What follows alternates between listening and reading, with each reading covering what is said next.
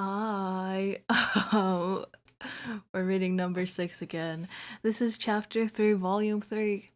I'm doing this a bit last minute because I forgot. Simply I forgot. Simply I forgot. But yeah, hopefully we're okay with reading today. I don't remember where we left off. What happened last time? Oh yeah, she was talking to Lily's dad, right? Okay. Oh boy. Oh boy, this one comes with a note in the beginning. Oh my god. On accents and dialects, I know many people hate the use of dialects and localization because it reinforces a stereotype, but it's one of the few ways I can bring character into a person's speech. I have nothing against working class British people or the Deep South. Sorry. Okay, thank you for that. Okay. But yeah, this is chapter 3. I do not have my allergy pills, so I might be extra sniffly today. Hopefully not too much. But I did have my dog in my lap for a while, so oh my god, makes me so sniffy. Anyway, chapter 3, Land's End. Humans were born from the eye of Ra. Ra was the center of heaven, earth, and all things.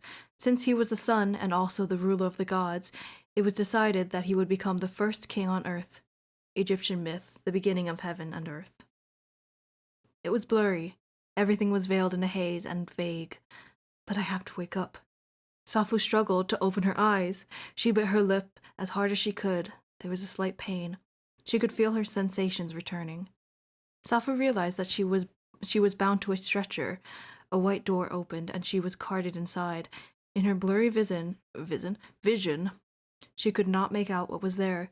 She felt her body gliding sideways. Ah, are we awake? It was a man's voice. No need to be, though. Let's give you an anesthetic, shall we? Then you can sleep again in peace. Where am I? Care to take a guess? What's wrong with me? What happened? I visited Shion's house, and then there was a man in the security bureau uniform.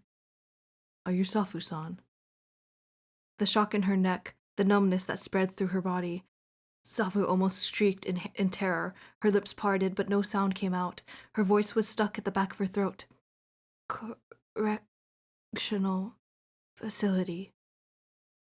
High-pitched laughter rang out. The man was laughing. Do you fancy the correctional facility? It seems you've taken a liking to it. I know. Once the surgery is over, you can live in your own special suite until you die. I'll have it all arranged. Surgery? Yes, you're lying on a surgical table. The man's voice was still filled with mirth. A white glare filled her vision. Safu took it to be the light of a surgical lamp. She was pierced with horror, stronger than the horror that had seized her when she had been apprehended by the security bureau. A tear spilled from her eye. There's nothing to cry about. There will be no pain or discomfort. Good night now. Shion. This name will protect me from all evil things. He'll save me, he'll rescue me, and get me out of here. Shion. Shion. His name was called. Shion stepped to his feet. His guard, a large dog, gave a low growl. Rikiga-san. Rikiga was excited to... Rikiga was exiting a shabby restaurant through its rickety glass door. Shabby as it was one of the more decent establishments in the West Block's bazaar. Most establishments of this sort were clusters of barrels and crates placed outside to sit on, and the dishes were all of an unidentifiable origin. The sense of... Oh my god. I can read.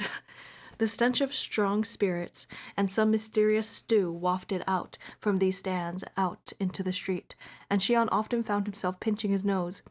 But even so, starving children and old beggars milled about the shops, some wandering in hopes of receiving food, others staring fixedly at the adults bringing their food to their mouths. A shop owner raised his voice angrily, splashing water outside his storefront, and chased the people away as if they were all stray dogs or cats. And in front of these starving people, those who had been able to get their hands on the day's sustenance sank their teeth into their food, dripped grease over their mouths and lick their fingers. To have money and to have power. To have food meant to fulfill these conditions. Xion had learned this from these few days here, but he still couldn't get used to it. He couldn't bear to look at the scene before him. He couldn't help but avert his gaze and look at the ground. If it makes you feel any better... Oh, this is Nezumi, okay. If it makes you feel any better, then give them a handout. But only if you can fill the belly of every single person there, Nezumi said. For Xion at the present, it was an impossible task. What can you do with your half-hearted sympathy? You might be able to save a handful of kids from starvation for a short time, but that just means you're creating two new types of people, those who are starving and those who aren't. Let me tell you something interesting, Xion. It's more excruciating for people who've filled their bellies once to starve than for people who have never been full at all. Nothing is more harsh than starvation after satiation. These kids here have never eaten until they're full. They don't know what it's like to be satisfied. That's why they can put up with it. Understand? There's nothing you can do here. Absolutely nothing. Nezumi had spat out those words and strode out of the room, but before that he had stopped abruptly before the door and turned around. A brown dog was sprawled off to the side. So, Inukashi's lent this dog to you as your bodyguard, huh? I hear your wages were a little more flush than usual. Looks like you've become his favorite. He says he'll let me continue working for him. He asked me to clean the guest rooms and take care of the dogs. And you took the job? Of course, Xion replied enthusiastically. I was so happy I thanked him over and over again. Nezumi sneered. Will you look at that? Mr. Number 6 Elite is rejoicing over a house cleaning and dog keeping job. It should be interesting to see how much lower you're going to stoop. Damn, Nezumi! Damn! Okay. I don't think I'm stooping, Xion said promptly. You'd agree, wouldn't you? You don't think this is stooping at all? Nezumi's shapely face contorted slightly. He hunched his shoulders. Oh yeah, Xion. You got paid by Inukashi today, didn't you? Go out and buy some dried meat and bread. At the market? You don't know any other place to buy food, do you? Nezumi said sarcastically. Well, yeah, but... Dried meat and bread. Inspect it carefully when they give it to you. Space out like you usually do, and you'll be stuck with a moldy brick of a loaf. And haggle like no tomorrow. I'm off. The door closed, and his footsteps faded into the distance. He would have to buy dried meat and bread in front of those children. Nezumi had told him to. Dried meat and bread. Xion's stomach growled insistently. His mouth watered. He had had only a slice of bread and fruits that Inukashi had given him at noon. He was terribly hungry. He had not eaten any meat nor soft bread for days. His stomach growled. His mouth watered. He wanted to eat. He wanted to sate his empty stomach. Xion sighed and pulled his hat further down over his head. What can you do with your half-hearted sympathy? He recalled Nezumi's words again and again. You're right. I can't do anything. I'm just pretending to pity those kids to boost my self-respect. The truth is that I'm about to buy meat and bread right in front of those children to satisfy my own hunger. That's my true form. That's the kind of person I am. Nezumi, is that what you meant? There were a few coins in his pocket. It was his day's payment that he had received from Inukashi. Part of that is a thank you for treating my brother. I can't always pay you this much. Inukashi had said this rather curtly, but Xion was grateful for his kindness.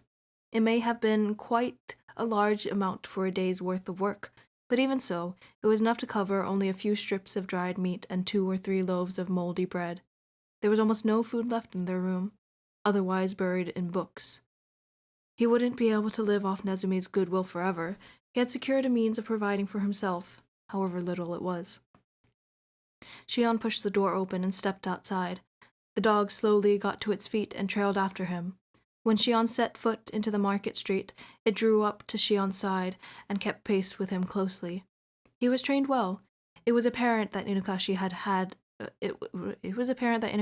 quite a hand with his dogs. Shion smiled sheepishly as he caught himself, yet again being surprised or impressed like with so many other things since coming to the West Block. It was already dusk. Darkness was setting in, and the cooling and bellowing of voices echoed even more loudly in the air. Under ripped tents and in front of barracks, people sold and brought things. People sold and bought things, ate and drank. As soon as the warmth of the afternoon slipped beneath the horizon, the ground beneath them grew colder by the minute. Business was probably booming at Inukashi's hotel. From those who had nowhere warm to sleep, it was going to be an unpleasant night. Bare-breasted women called out from the darkness of the alleyways, and old women clad in rags huddled on the ground in the same darkness. Children trotted about, nimbly threading through the crowd and being yelled at occasionally. And still, people bought and sold, ate and drank. Don't know what waits for me tomorrow, but at least I've lived through today. So I'll eat, so I'll drink. Here, it's everything we've got. All the things I've said, can't enjoy 'em once I'm dead. So I'm alive and enjoying 'em today. That's everything. Here, it's everything. My everything. Someone was singing off-key. Shion paused and tilted an ear to the voice. He hugged the parcel of dried meat and bread that he had just bought close to his chest.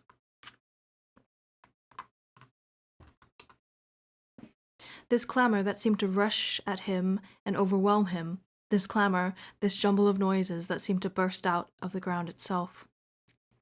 It was all connected to those who had a strong attachment to life and the energy that they radiated. Here, everyone clung fast to life. They greedily latched onto survival. Because nothing ensured a tomorrow for them, these people lived with even more desperation. This energy, this clamor, it was something that didn't exist, wasn't allowed to exist in No.6. What feelings did Nezumi have as he walked through these streets? Brother, a feeble voice called out to him. He turned to see a thin child robed in faded cloth. He had long matted hair and a dirty face. Shion couldn't tell whether it was a boy or a girl. Spare some bread for me?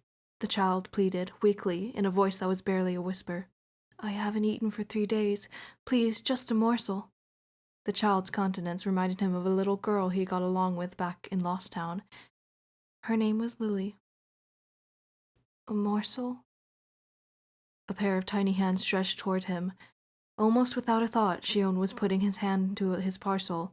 As soon as he pulled out a round roll, an impact slammed into his back. He had been shoved. He staggered. As Shion lost his balance, a pair of small hands snatched the parcel from Shion's arms. At the same time, he was shoved violently in the back once more, and he fell to his knees. Run! The child shouted energetically, almost unrecognizable from the whisper moments before. Several children yelled after him as they stormed past Shion. The dog leapt forward swiftly and silently. He attacked the child who had stolen the parcel. Screams rose from the group. Still hugging the package of dried meat and bread in both hands, the child crumpled to the ground. A few strips of meat and a piece of bread fell out and scattered to the ground. The dog pinned the child down with its legs and bared its teeth. Stop it! Heel! Shion had shouted without thinking. The dog obeyed, closed its mouth, and looked up at Shion reproachfully. The child didn't miss his chance. He sprang up and broke into a sprint with the package in his arms. He moved with the swiftness and agility of a wild animal. In moments, his small back had disappeared into the throng. The other children had also melted into the crowd, out of sight. Amazing. Shion couldn't help but murmur at their cunning ways. Admittedly, he was impressed. He soon realized that this was no time to be impressed, and stopped to gather what was left of his meat and bread. What would Nezumi say, after seeing it reduced to almost 1/3 of its original amount? Would he say nothing, and shrug his shoulders? Would he sneer? Shion shrugged off his coat and wrapped the bread and meat with it. He would share this with Nezumi for dinner tonight. Those children would probably do the same. They would share it amongst themselves, and even have a tiny morsel of food for dinner. Naive and meaningless sympathy. He knew Nezumi would criticize him scathingly, but Xian was still a little relieved.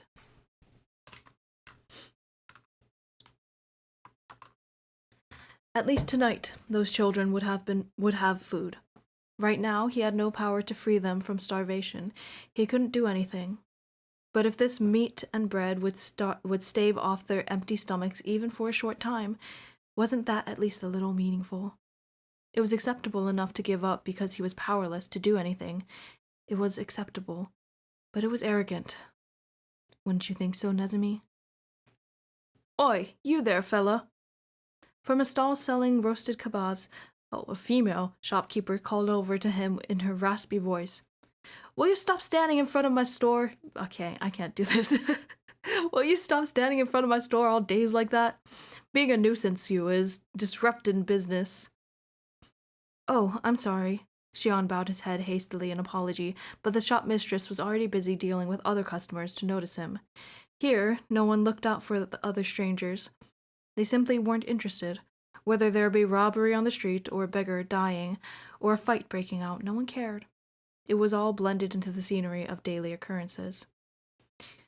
Well, let's go home then, Xian called over to the dog, and noticed its jaws snapping as it was chewing something. Hey, wait a minute, don't tell me you're... The dog gulped the meat in its mouth and looked up at him with a flash of a grin. When did you manage to pick up that meat?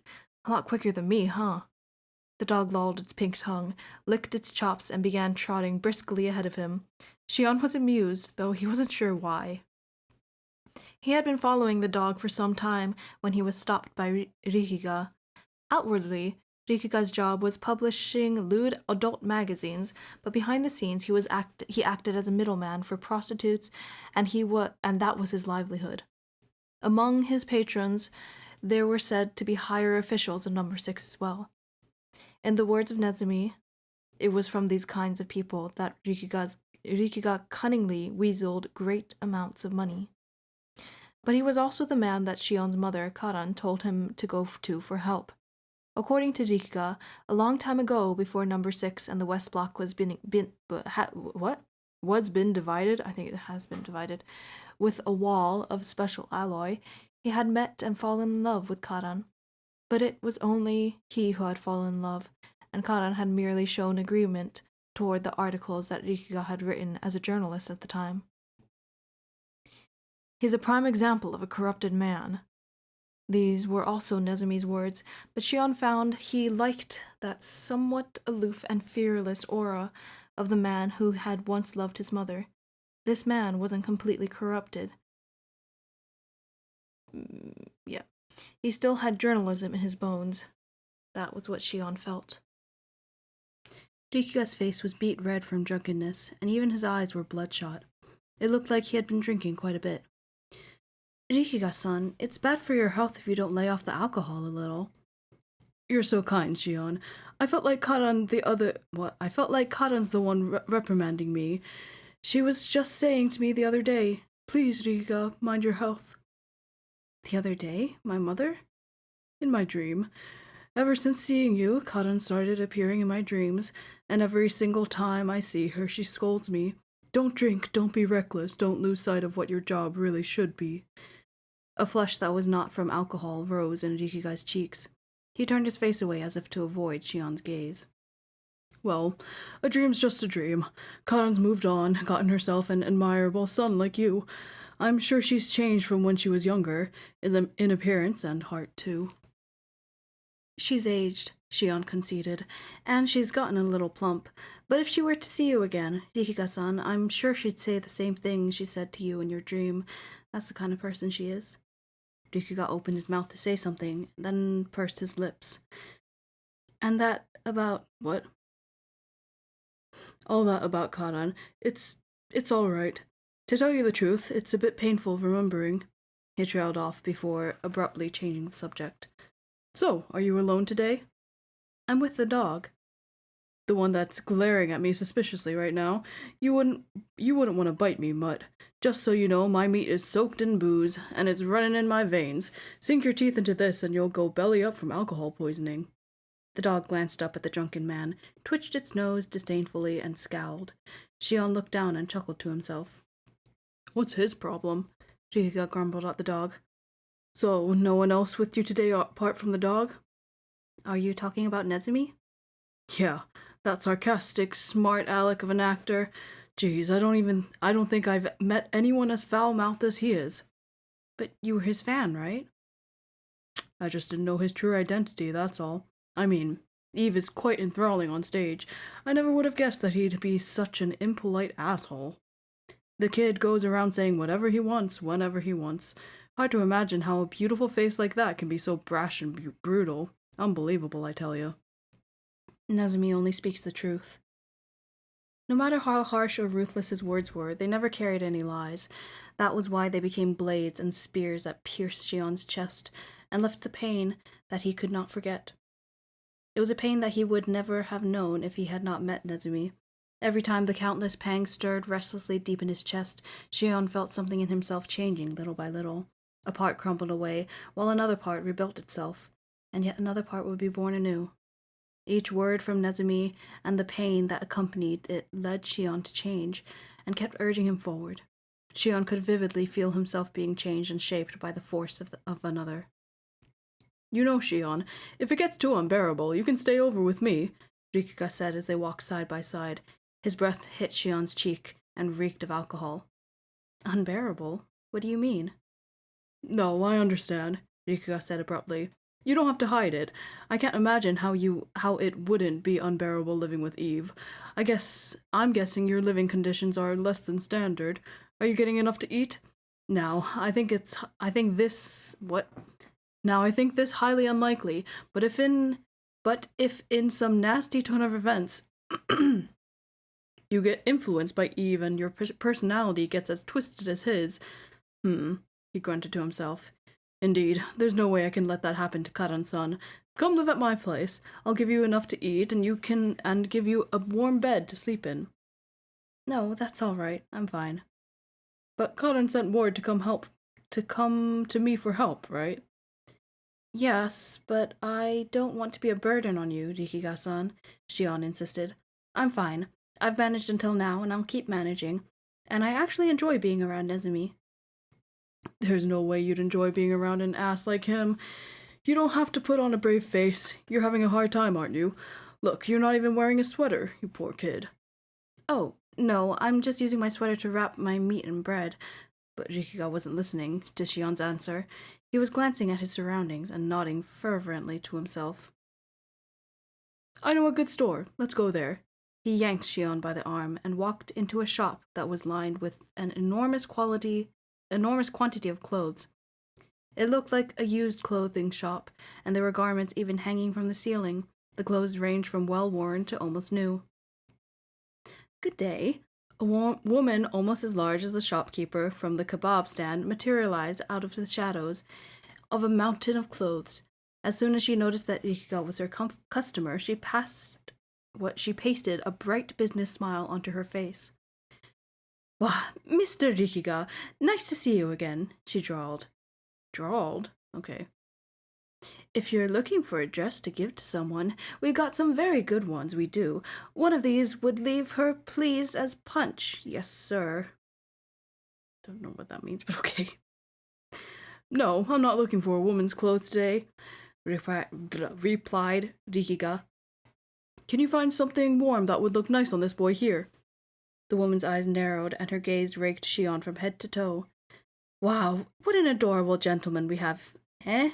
She said appreciatively. And what beautiful hair. Is it fashionable with young people these days? Oh, beautiful hair. Okay, that's what that was. It's really confusing. Shion pulled his wool hat further down over his eyes. His glossy white hair stood out, even in the dim darkness of the shop. When the parasite wasp had hatched inside him, as the price for his survival or some sort of side effect, Shion's hair had been drained of its color in a single night, and a red scar had appeared on his skin, snaking its way up from his leg to his neck. He could hide his scar with clothing, but with his hair, it wasn't so easy. His snowy hair and youthful face were an unusual combination, and drew stares wherever he went. In the West Block, it wasn't particularly out of place for young people to be balding or have graying hair from malnutrition. There were many children that had salt and pepper hair, which would otherwise be more common to those entering their senior years. But those like Shion, whose every strand of hair was pure white and shiny, was a rarity. It's more transparent than white, I'd say. I think it looks way prettier than before, to tell the truth.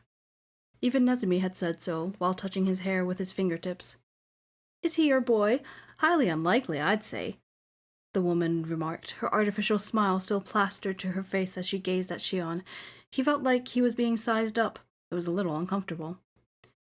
Rikiga-san, I really don't need... Whoa, this is Shion, my bad. Rikiga-san, I really don't need any winter clothes. Can we just... Nonsense, Rikiga interrupted.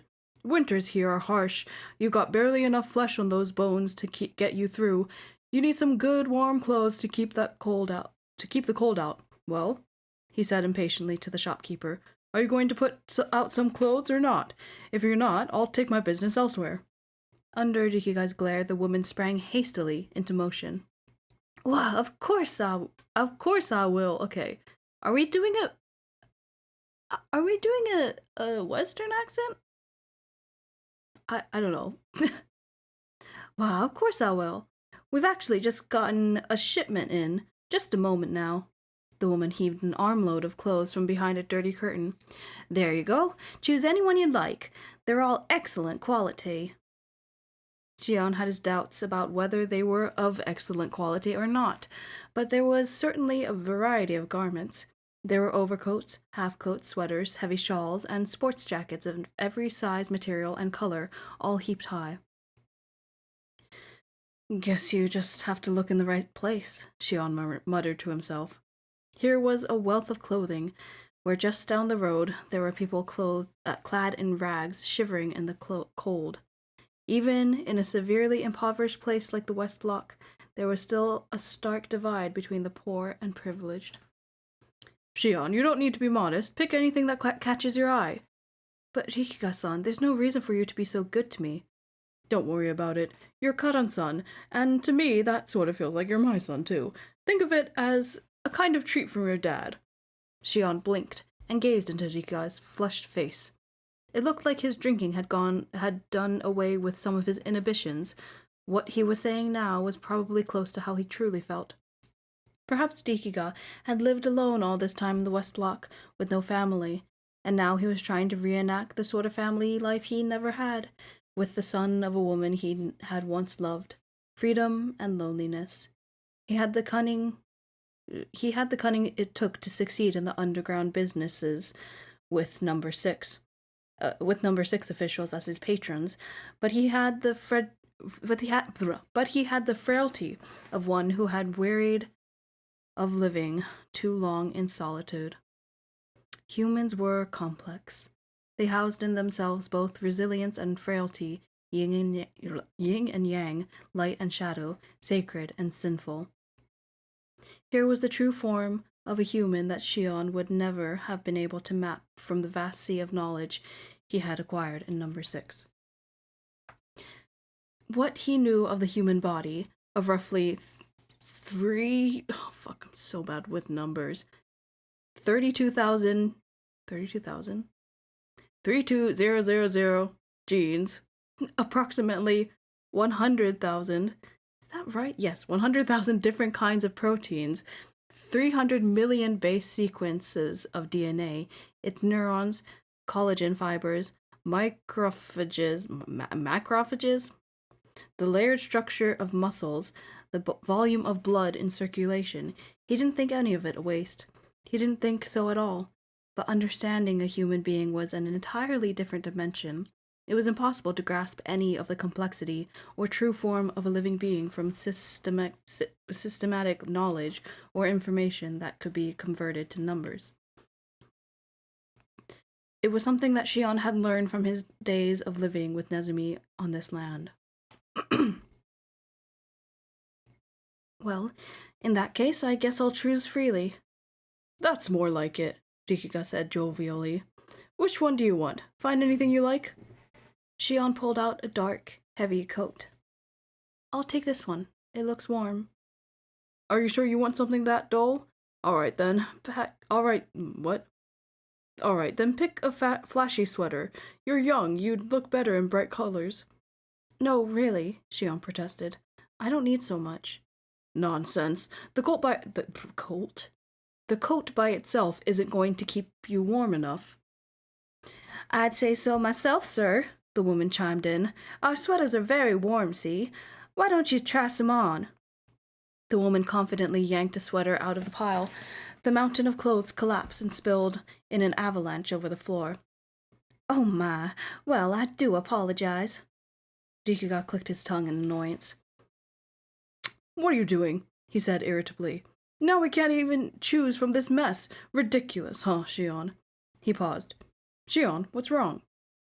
Although Rikuga had spoken right beside him, his words did not reach Xion's ears. His gaze was glued to what had appeared underneath the scattered garments. All sound and color disappeared from around him, and only that thing rose up into his vision. It was a gray half-coat. The soft color, with a hint of blue, its premium quality obvious to the touch. The large buttons on the cuffs and sleeves, he had seen them before.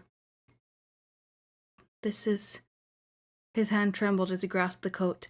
There was a rip in the shoulder that had been sewn up crudely with black thread. There was also a button missing, which looked like it had been torn off. His hands shook violently. He wanted them to stop, but they would not. That one capture your fancy? But this is a lady's coat. Wait, who is saying this? Okay, this is her. That one capture your fancy? But this is a lady's coat, see? The very best quality, of course, but might be just a little snug on you, sir. I don't think it would fit. The last coat, the black one, that would look much. Where did you... I beg your pardon? I'm asking, where did you get this from? He was yelling. He had no intention of intimidating the woman, but she raised her eyebrows in surprise and took a step backwards. This coat. Where did you get it? Xion. Rikuga clamped a hand on Xion's shoulder from behind. What's wrong? What are you getting all worked up for? What's wrong with the coat?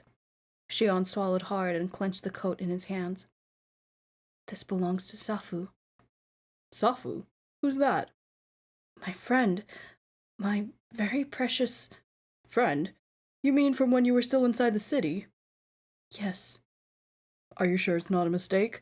There must be dozens of coats that look like this. Xion gritted his teeth in hopes of stopping the trembling in his fingertips and shook his head from side to side. It was no mistake. This was Safu's coat. It had been a gift from her only blood relative, her grandmother, and even for a boy like Xion, he could tell that it was an elegant and becoming piece that complemented Safu's well-defined face.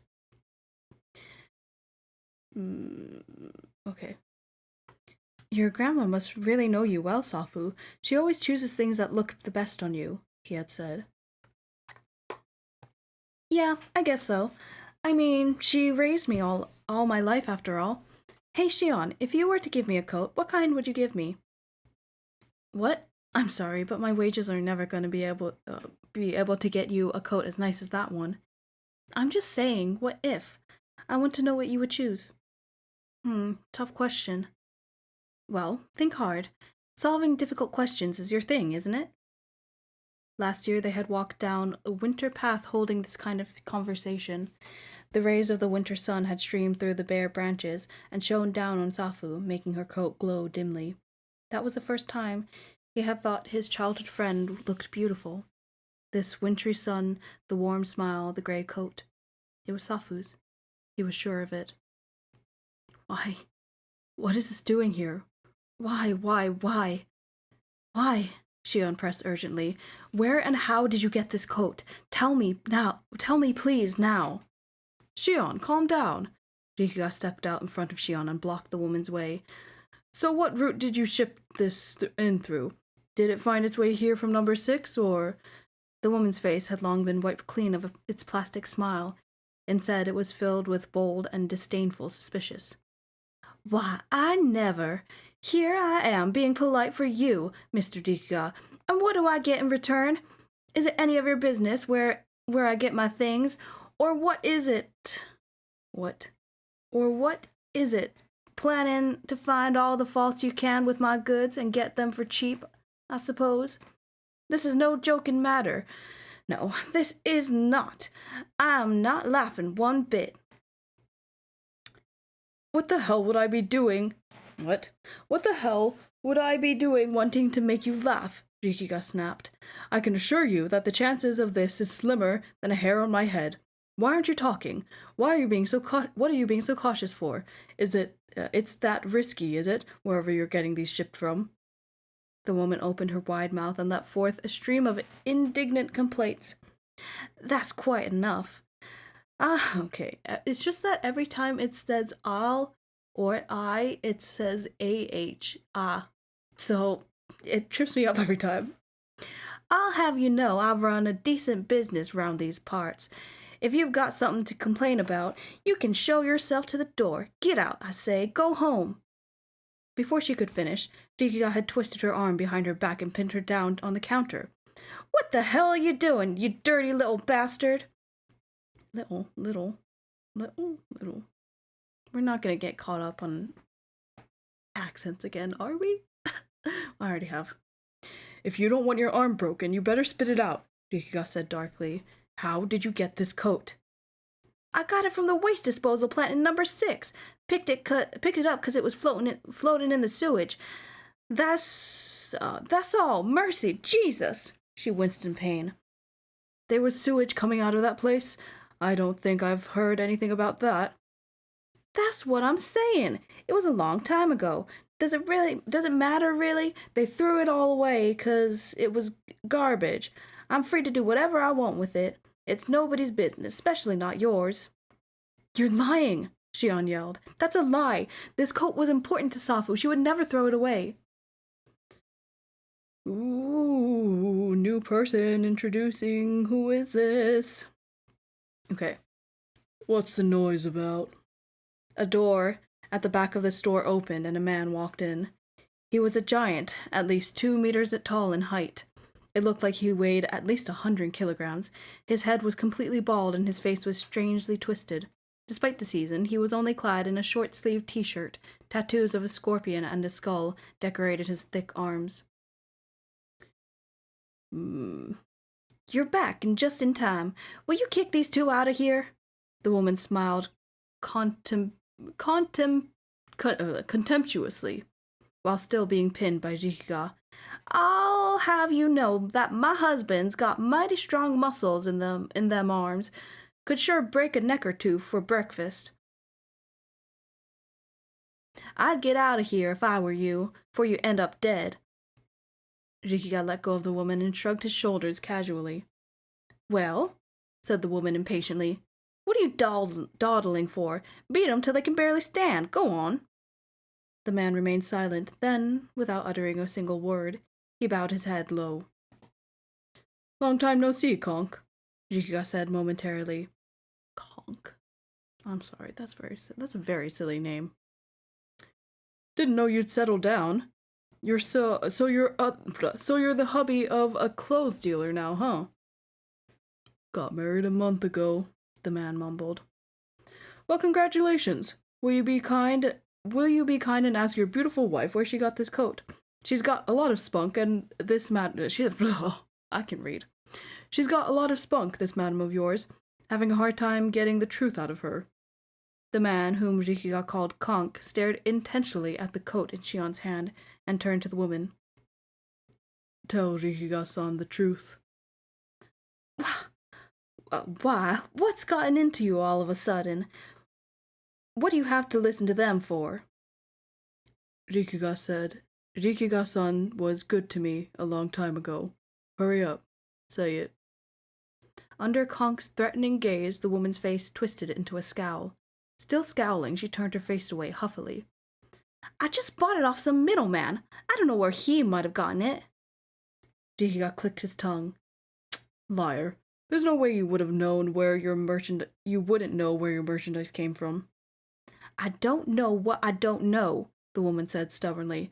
No way I would. Rikiga posed another question while restraining Conk, who had taken a step forward with a clenched fist. Wow.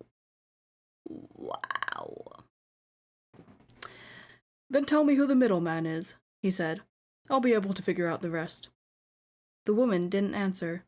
Rika extracted a few bills from his breast pocket, placed them in the woman's hand, and closed her fingers around them. You were talking to yourself, and you let the middleman's name slip. We just happened to overhear. We'll keep it that way. I won't cause you any trouble. The woman glanced at the bills in her hand, and with her face still turned aside, mumbled an answer. It's the dog keeper. That weird squirt who uses his dogs to do business. The dog curled up at Shion's feet. Pricked its ears. Rika gave a low growl.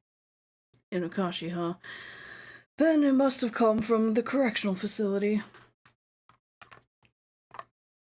Correctional facility? Shion echoed in disbelief. Yeah, said Rika. I heard the kid passes prisoners' belongings along to the underground market. Shion's heart stopped.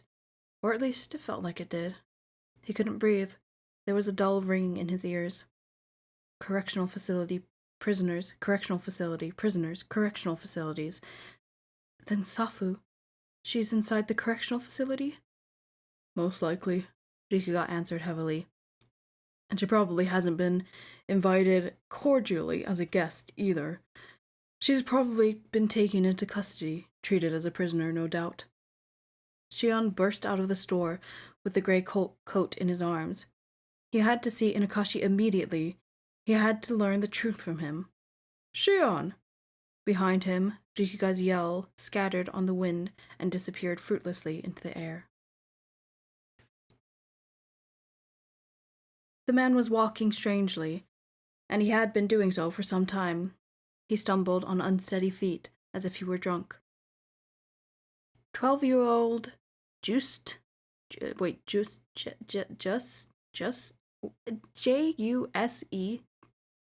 Can I say just? No. Juse. Juicy. Juice. What is that name? Somebody explain. 12-year-old Juice. I cannot. Hang on. I'm gonna wrap my brain around this. I really cannot figure. It's gotta be Juice. There's no way it's anything else. Okay, I'm recording. Okay, that was confusing. Juice? Okay. Okay, Juice. 12-year-old Juice tilted his head in bewilderment, and he dismounted from his bicycle. Off to the left, he could see the apartment building from where he and his family lived. He was in a corner of a park, one of many that dotted the residential area. Although it wasn't as large as the forest park, it was nevertheless a peaceful alcove abundant in greenery. Juice pushed his bicycle along, a crossroad bike he had gotten for this 12th birthday from his father, and followed the man with his gaze. He couldn't help but be concerned. He couldn't just leave the man there. His mother was always lamenting this habit of his. "Don't get involved in other people's businesses," she would say. "You seem to want to stick your nose into everything, Juice. I wonder if you've gotten it from your grandfather." But if he had gotten it from his grandfather, for Juice it would have been the best thing he could ask for. He always thought so in his heart. Juice.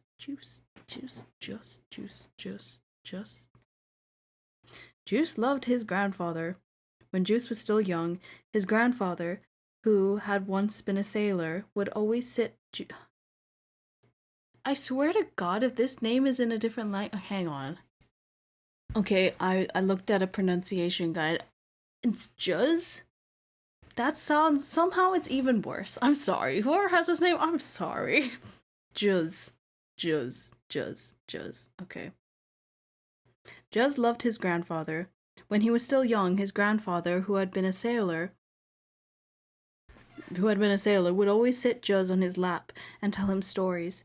He spoke of the sea, which Juz had never seen before, of great white whales that were as big as mountains, lands that were suspended year-round in snow and ice, flocks of tens of thousands of butterflies that streamed across the sky in one large, flowing mass, giants that lived above the clouds, mysterious creatures that lived deep beneath the sea, fairies, magic, ancient wars of the gods, His mother hated it, but there was a time in Juz's life when he became completely engrossed in the stories that his grandfather would tell him. He grew up, and not long after, he began attending an institution selected by the Education Bureau. He received a formal reprimand from the instructor that he had delusional tendencies. He was told that this was a concern for his future. His mother broke down in tears, and his father reeled from the blow. Juz was. I'm sorry, it's so bad. Sounds like something else. It really sounds like something else. Juz was streamed into the special program and received special instruction for a full year. It was mandated to him, and he was not given a choice. All the old books he had borrowed from the shelves of his grandfather were disposed of, and a few months later his grandfather disappeared altogether. He had been taken to the Twilight Cottage. Juz always heard from people how it was the greatest happiness any elderly person could ask for, but he himself cried in bed for many nights from the loneliness of never being able to see his grandfather again. And on nights where he cried himself to sleep, he always dreamt of the stories his grandfather used to tell him. A year later, Juz had stopped talking about great white whales or fairies with transparent wings. The adult sighed breaths of relief, but in the depths of the boy's soul, the stories remained secretly alive and breathed within him. He would never be able to wash them away. Perhaps that was why he found himself still concerned about other people, even now. He couldn't help but wonder, what does this person do? What's he feeling right now? But he had acquired the sense not to say it out loud. Oh, Juz cried out softly. The man had collapsed at the foot of a beech tree. The man groaned in pain. Juz left his crossroad bike and trotted to the man's side. He saw what? No. He thought he saw something black fly away from the man, who was lying face down. Juz didn't have time to check. The man's body had become convulsing, but soon lay still. Sir, Juz called out to him, hesitantly. He peered into the man's face. The next moment, Juz was screaming. And that's the end of chapter 3. What the fuck? So these people, they're just not allowed to have empathy. That's crazy.